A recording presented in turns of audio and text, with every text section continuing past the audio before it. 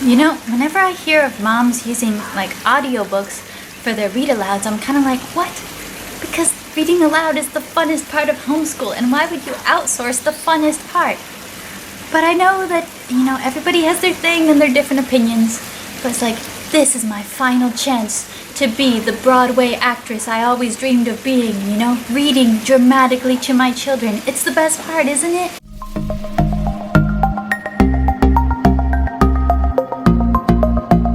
Hi, I'm Rachel from 7 and All, and this is a video all about tips on how to make read aloud time peaceful and successful and a wonderful experience for your homeschool family.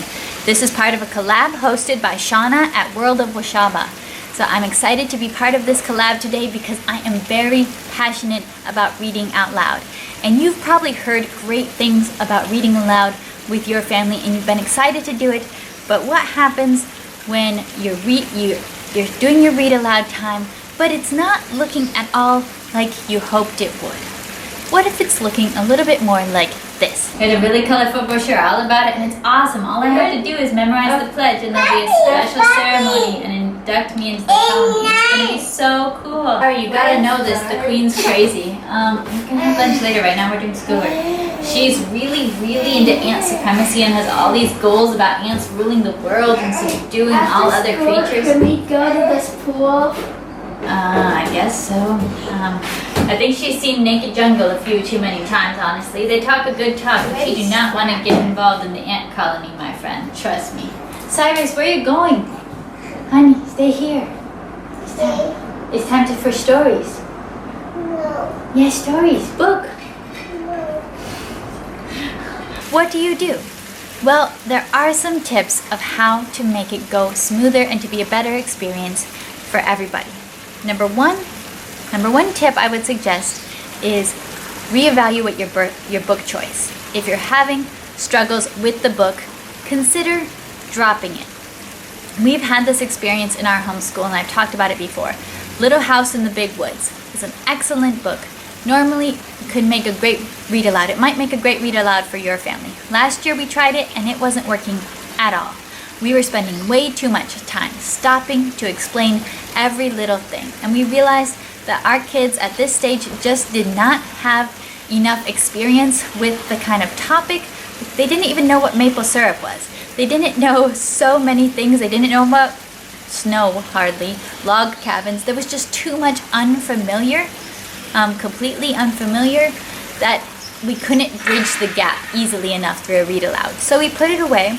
We'll probably get it out again in a year or two, and I think next time it'll work.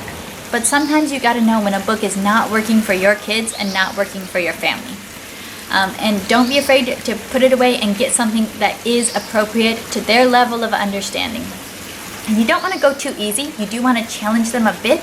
You want to take them a little higher than where they're comfortable with, but you don't want to challenge them a lot. You don't want a huge gap between what they understand and the book that you're reading. So do make sure that you're choosing a book that's leveled appropriately for your kids.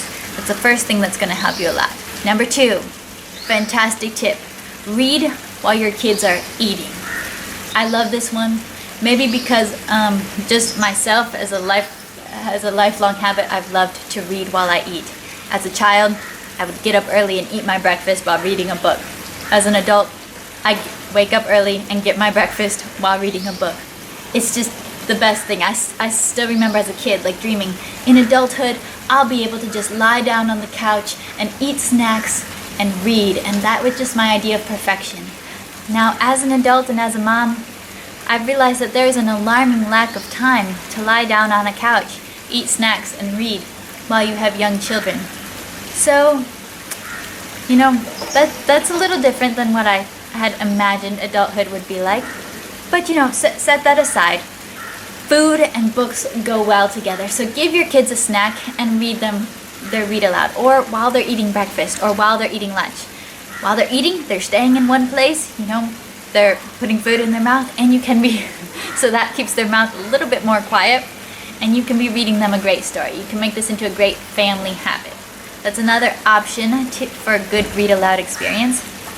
Number three is to consider busy hands types of activities. Depending on the age of your children or their preferences, this might change quite a bit. So you might have coloring be an option, or Play-Doh. For older children, it might even be knitting, embroidery, something like that. It could be building Legos. Whatever it is, you do want it to be a very quiet and sound-free activity. But this isn't going to work for everybody. So pay attention to your children and pay attention to, are they actually able to listen and to learn from the story while they're doing an activity. There are some kids who love coloring so much and get so into it that while they're coloring, they cannot actually continue listening. Just because they just go into this coloring phase and it's so exciting, and then you're reading a book but they're not actually getting any of it.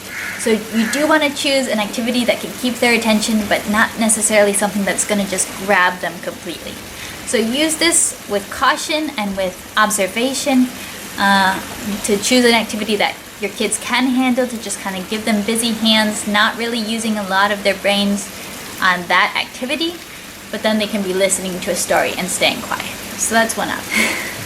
The fourth suggestion I would give you that is very similar to that is consider having read-aloud journals that they fill out while you are reading, which would just be probably a blank piece of notebook paper. That's actually what I use, and a strategy that I have consistently used, to give them a blank piece of notebook paper that then I later keep in a binder and tell them they can draw a picture, they can take notes, they can write down any interesting words or interesting facts from the story, they can write down questions that they have during the story. So just depending on their age level. And that's been really fun to look at their pages afterwards. I specifically remember after reading Cheaper by the Dozen in the story, where the kids are all getting their tonsils taken out. One of the kids drew a picture of a whole bunch of hospital beds and all the 12 kids that were going to get tonsils taken out or something like that. It was very cute. So it was very fun to see the pictures that they draw based on the story, and that can be a good option as well. Number 5, ask questions while you are reading. So don't wait all the way till the end to assess whether they're paying attention or understanding. Get your kids in the habit of knowing you might stop at any moment and ask a question of, hey, what's maple syrup? Hey, what's this? Some random topic that you're not sure if they know what it is, or you're not sure if they're paying enough attention. So ask questions during the course of reading, because it can be very hard to just ask a whole bunch of questions at the end, and that could end up with frustration because you didn't realize that they weren't understanding a key part of the plot until the end, or frustration on their part too because they have to remember a lot all at once. But just build that habit of asking little questions once in a while throughout the story. Don't make a big deal out of it. Don't make super complex, theoretical questions, just little simple things to gauge whether they're paying attention and whether they're able to understand what you're reading. And my final tip is to start as young as possible. Of course, it may be too late if you're hearing this and your kids are already old and you don't know why they don't like to listen to stories. But one good tip if you do have young kids is to just start them young. Start them as infants. Don't even wait till they're toddlers or preschoolers.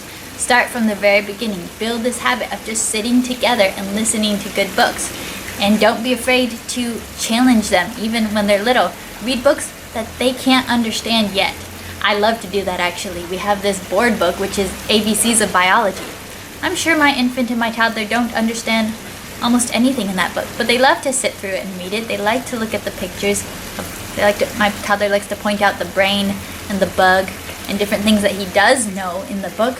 It's got a lot of great information, but we're building good habits. We're building positive associations with this experience of just reading together.